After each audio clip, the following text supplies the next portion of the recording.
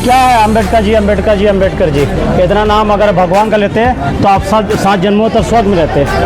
मैं ये जाहिल आदमी गृह मंत्री जी को बताना चाहता हूँ कि अम्बेडकर जी क्या है। आज बीजेपी वाले हमारे कभी बाबा साहब के बारे में आरोप लगाते हैं, कभी धर्म के बारे में आरोप लगाते हैं, कभी नौजवानों को बलगलाने का काम करते हैं। अंग्रेज के जाने के बाद अंग्रेज पार्ट 2 अगर है तो वो बीजेपी है।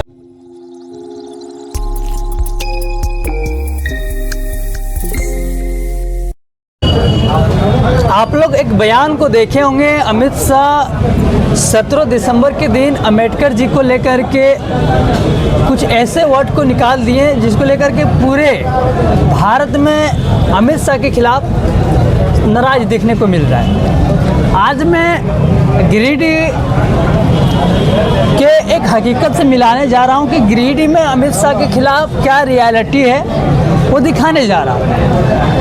आइए, मेरे पास अधिवक्ता बब्बन जी मौजूद हैं, बात करते हैं और जानकारी लेने का प्रयास करते हैं कि क्या कहना है अमित शाह के बयान को लेकर के। चलिए शुरुआत करते हैं। स्वागत है आपका हमारे चैनल में। सबसे पहले मैं अपने तरफ से आपका चैनल को धन्यवाद बोलना चाहता हूँ। 17 दिसंबर 2024 को हमारे क्या बोलेंगे गलती से हम लोगों के गृह मंत्री अमित शाह 17 दिसंबर को संसद भवन के अंदर बोलते हैं कि क्या है अम्बेडकर जी अम्बेडकर जी अम्बेडकर जी, इतना नाम अगर भगवान का लेते तो आप 7 जन्मों तक स्वर्ग में रहते।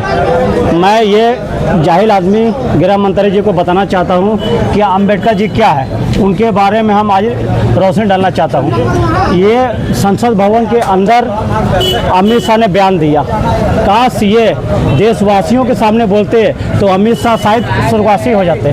देशवासियों के अगर सामने बोलते तो स्वर्गवासी हो जाते।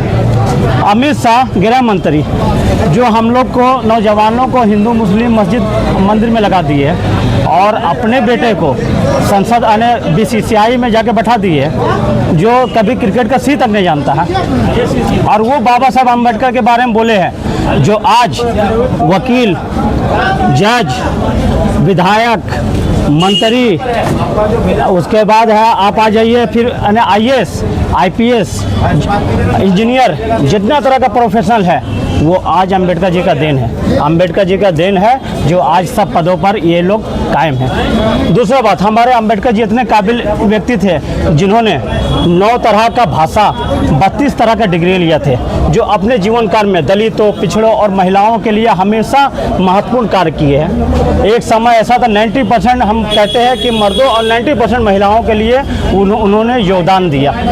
आज बीजेपी वाले हमारे कभी बाबा साहब के बारे में आरोप लगाते हैं, कभी धर्म के बारे में आरोप लगाते हैं, कभी नौजवानों को बलगलाने का काम करते हैं। कभी भी ये देखा नहीं है कि बीजेपी रोजगार के बारे में बात करेगा, शिक्षा के बारे में बात करेगा, नहीं। इसका सिर्फ मिजाज यही है कि फूट करो, राज करो। अंग्रेज के जाने के बाद अंग्रेज पार्ट 2 अगर है तो वो बीजेपी है। ऐसा जान ली कि अगर अंग्रेज के जाने के बाद अंग्रेज पार्ट 2 कोई है तो वो बीजेपी है। बीजेपी है निश्चित, क्योंकि फूट करो, राज करो। अंग्रेज का भी यही दिन था, फूट करो, राज करो, धर्म पे राज करो। किसपे फूट करो? फूट करो यहाँ हिंदू मुस्लिम में। देख रहे हैं आजकल बोला जा रहा है कि मस्जिदों में मंदिर छुपा है, माने नौजवानों को बलगाने का काम कर रहे हैं। अपने बेटे लोग को तो बड़ा बड़ा पद में बैठा दिए हैं और हम लोगों को जो है जो शिक्षा क्षेत्र में काम कर रहे हैं, जो नौजवान पढ़ने की उम्र है, उन लोग को धर्म में लगा दिए कि धर्म के पीछे आप दौड़िए। तो आप ये कह रहे हैं कि अंग्रेज के जाने के बाद कोई अगर फूट कर रहा है भारतवासियों में, हिंदू मुस्लिम कर रहा है तो बीजेपी है निश्चित, एकदम 100%। और आप ये बोल रहे हैं कि अम्बेडकर जी के खिलाफ जो हमेशा बयान दिए हैं उसमें एक राजनीतिक ढांचा है या क्या? देखिए जो वीडियो आया है हम आपको दिखा देते हैं। 11 सेकंड का वीडियो है जिसमें अमित शाह साफ शब्दों में बोल रहे हैं, देख लीजिए, इसमें कोई एडिटिंग नहीं है। जी जी, इसमें किसी तरह का कोई पार्टी का हाथ नहीं है, ना किसी प्रकार का एडिटिंग है। ये साफ अमित शाह का आवाज है और ये संसद भवन का अंदर का CCTV का फुटेज है। इसलिए ये बात अमित शाह द्वारा बोला गया जो काफी निंदनीय है। इससे अमित शाह को पूरे जनता वासियों से माफी मांगना चाहिए, क्योंकि हमारे बाबा साहब जी ने संविधान लिखा जिसमें सभी को अधिकार दिलाया, बोलने का अधिकार दिलाया, पढ़ने का अधिकार दिलाया। पहले बाबा साहब का पहले बहुत से लोगों को स्कूल में ढुकने नहीं देता था, बहुत से लोगों लोगों को पानी बंद कर दिया था, बहुत सा महिलाओं लोग को कपड़ा पूरा ऊपर तक कपड़ा पहनने अधिकार नहीं था। ये बाबा साहब का देन है जो हम लोग को अधिकार दिलाए है, और जो हम लोग प्रोफेशनल में आज आए हैं, आज हम अधिवक्ता है, तो उन्हीं का देन है। चलिए, तो बोल रहे कि डॉक्टर भीमराव अम्बेडकर यानी बाबा साहब अम्बेडकर के नाम से ये जाने जाते हैं। बाबा साहब अम्बेडकर अगर नहीं रहते तो पढ़ने का अधिकार सभी को नहीं मिलता। पढ़ने के अधिकार अगर सभी को दिया गया है तो बाबा साहब अम्बेडकर का बहुत बड़ा देन है। दूसरा, संविधान में बहुत सारे संशोधन अगर किया गया है तो बाबा साहब का अम्बेडकर का देन है। तीसरा, अगर भीमराव अम्बेडकर नहीं रहते तो आज स्वतंत्र होकर के लोग नहीं जी पाते। इस तरह का कुछ बयान था बब्बन अधिवक्ता का।